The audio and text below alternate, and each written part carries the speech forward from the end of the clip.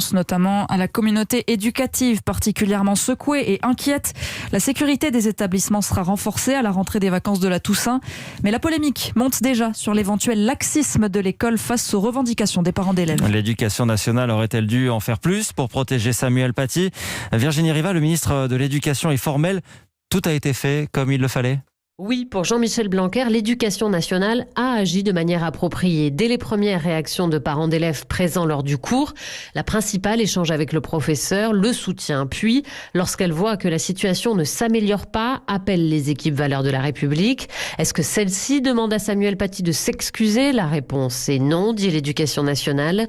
On lui redit qu'il pouvait parfaitement parler des caricatures. Il lui est simplement conseillé de revenir la séance d'après sur sa démarche. La principale reçoit le père de famille qui a par la suite posté les vidéos. Il vient accompagné de monsieur Sefrioui qui se targue, selon le rectorat de Versailles, d'être représentant des imams de France, ce qu'il n'est pas.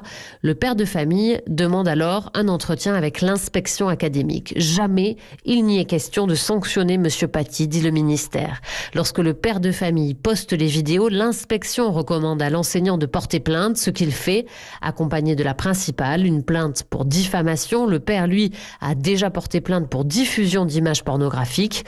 Est-ce que Samuel Paty aurait dû être mis sous protection policière ? Le ministre dit non, car il n'y avait pas de menace de mort.